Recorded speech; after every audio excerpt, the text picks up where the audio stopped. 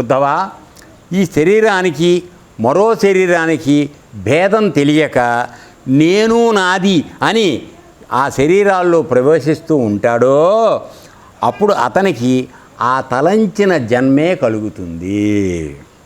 అంటే నీవు ఈ జన్మలో ఉండి తర్వాత ఈ శరీరం మానవ శరీరానికి వచ్చాను, ఇది అంత అత్యంత ఉత్కృష్టమైనది అనేటువంటి చిన్నపాటి స్పృహ నీకు లేకుండా ఒక పశువులాగా నువ్వు ప్రవర్తిస్తున్నావు అనుకో, అప్పుడు ఈ మానవ శరీరం యొక్క విలువ నీకేం తెలియలేదు కదా.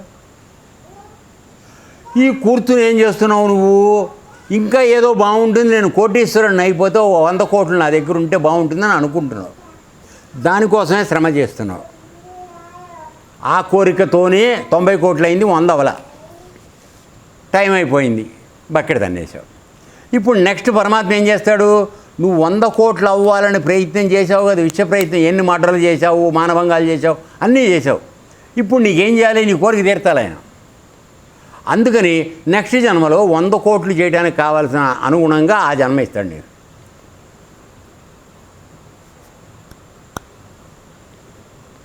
అర్థమైందా, నువ్వు కోరుకున్నావు కదరా అయ్యా, అందుకని ఆ జన్మే ఇస్తాడు.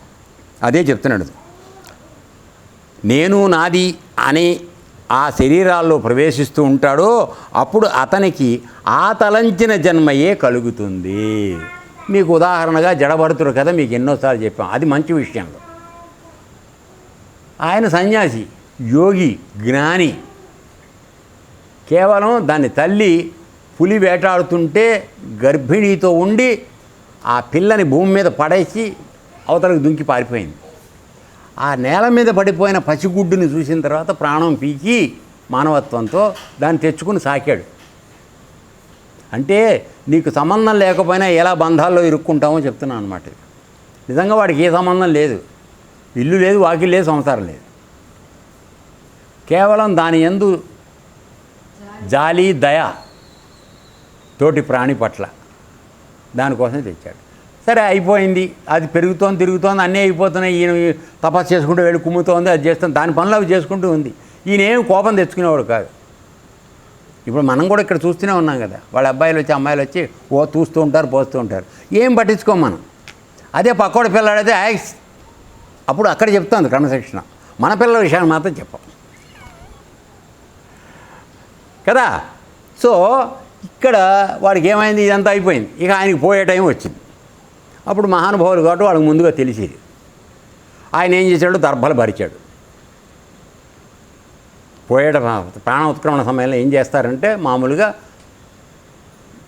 గోపెండతో అలుకుతారు నేలని, దాని మీద దర్భలు వేస్తారు, దాని మీద తెల్లటి వస్త్రం వేస్తారు, దాని మీద పడుకుంటాడు పరమాత్మ దృష్టిని పెట్టుకుని.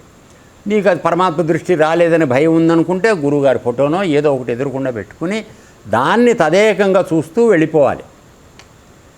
అప్పుడు నువ్వు పరమాత్మ దీంట్లోకి వెళ్ళిపోతావు. వేరే ఆలోచన, ఇల్లు, బాయి, అవ్వ ఇవి రాకూడదు.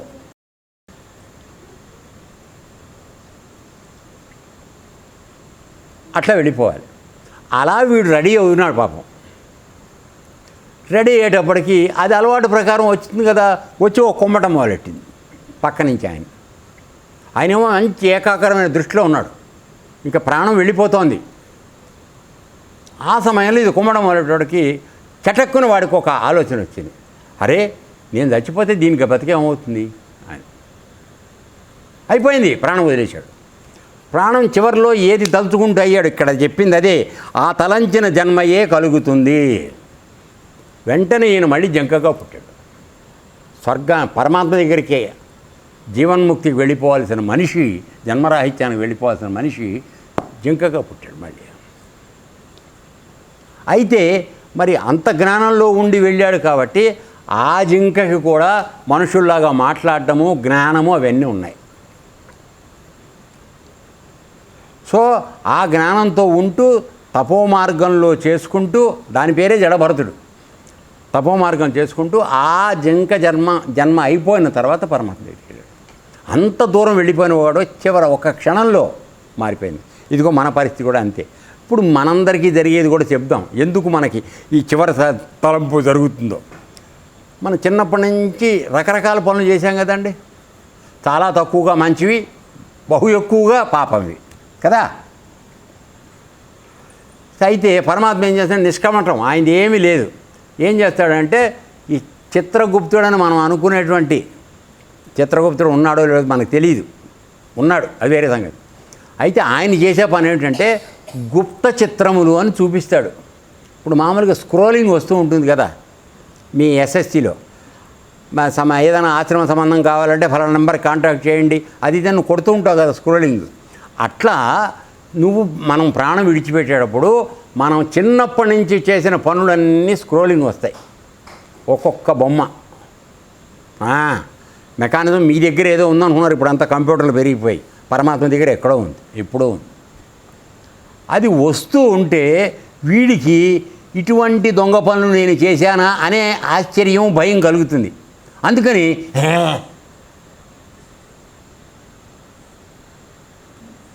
ఇలా చూస్తూ ఉండగా చివరి ఫోటో మీద ఎక్కడైతే నీ దృష్టి పడిందో ప్రాణం విడిచిపెట్టేటప్పుడు అది నీ నెక్స్ట్ జన్మ. ఆయనేం డిసైడ్ చేయడు, నువ్వే డిసైడ్ చేసుకుంటున్నావు.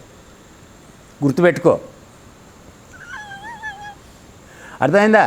పరమాత్మ నాకు ఈ పాపిష్టి జన్మ ఇచ్చాడు, కాళ్ళు లేకుండా పుట్టించాడు, చేతులు లేకుండా పుట్టించాడు, ఇవన్నీ ఎవరిని అనద్దు. నువ్వు చేసిన దిక్కుమాలిన పనులే నిన్ను నీ నెక్స్ట్ జన్మకి కారణం అవుతున్నాయి. సో ఇక్కడ చెప్పేది అదే నాన్న, నువ్వు తలంచిన జన్మే కలుగుతుంది. తర్వాత అలాంటి కలలే కంటూ ఉంటాడు.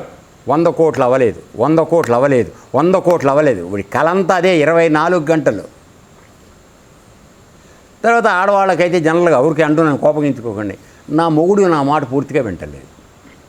ఎంతవరకు వింటే పూర్తిగా విన్నట్టో ఎవడూ చెప్పలేడు, పరమాత్మ కూడా చెప్పలేడు. కానీ 100కి 99.9% నా భర్త నా మాట వింటలేదు. అవి అంటారా నిజం చెప్పు. వినడం అంటే ఏమిటో మీరు చెప్పలేరు, వాడు అంతగానే చెప్పలేడు. కానీ ఈ కంప్లైంట్ కామన్. సో అట్లా అన్నమాట. అలాంటి కలలే కంటుంటారు వీళ్ళు, అదే కోరుతూ ఉంటారు. వీడు నా మాట వినాలి, నా మాట వినాలి, నా మాట అలా ఊరికే ఉదాహరణ కోసం నవ్వుకోండి కాసేపు, అంతే, సీరియస్ అవ్వకండి. నాకు మళ్ళీ అన్నం పెట్టేవాడు ఎవరు ఉండరు, అర్థమైందా?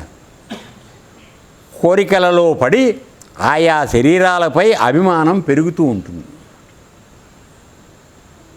ఇప్పుడు మానవ జన్మ ఉంది కదరా, చికెన్ కావాలంటే చికెన్ తింటున్నావా లేదా? కోడి కావాలంటే మేక కావాలంటే మేకని తింటున్నావా లేదా? ఏనా మరో రోజు వచ్చి ఆశ్రమాల్లోకి వస్తే పప్పన్నం పెడితే ఏడుస్తాయినా తింటున్నావా లేదా? సో మోహం, శరీరం మీద అభిమానం పెరిగిపోతుంటుంది. సో ఇవాళ రాత్రికి చక్కగా డియోడ్రెంట్స్ కొట్టుకుని వెళ్ళావు, రేపు ఇంకోటి కొట్టుకుని వెళ్ళాలనిపిస్తుంది. అంటే ఏమిటి? నిన్ను నీకు ఎప్పుడు చూసినా చాలా ఉత్తమమైన స్థితిలో నేను చూపించుకోవాలని నీకు ఉంటుంది కోరిక. ప్రతి మానవుడికి నన్ను మంచివాడు అనుకోవాలని నాకు ఉండదురా. కానీ ఎవరు అనరు, అది వేరే సంగతి. నలుగురు పని కట్టుకుని గురుగారు దొంగవాడని చెప్పొస్తారు, అది వేరే సంగతి, వదిలేయండి. కానీ వస్తుత నిన్ను దుర్మార్గుని అనిపించుకోవడం నీకు ఇష్టం ఉంటుందా? ఆలోచించాను. కాదురా, నేను ఇటువంటి వాడిరా, నేను ఇన్ని మంచి పనులు చేశానురా అని చెప్పుకోవడానికి ప్రయత్నం చేస్తావు. కానీ అవురా నేను చేసిన, ఏమైతే ఏమైంది, గదైతే గదే, నేను చేసింది అదే అని అనగలవా నువ్వు? నమ్మించి మోసం చేశా, దోచుకున్నా. ఎవడో ఒక మహానుభావుడు చెప్పాడులే, నేను దోచుకున్న మాట వాస్తవమే, మా తండ్రి తిన్నానని చెప్పాట. మా ఆశ్రమంలో ఎవడో దోసుకు తిన్నాడు ఆశ్రమాన్ని. ఒకడెవడో ప్రశ్న వేసాట, ఎరా ఆశ్రమంలో అంత చేశాడు. అవు తిన్నా, అది మా నాన్నది, తిన్నా. అంతవరకు నిజాయితీగా ఒప్పుకున్నాడు వాడు.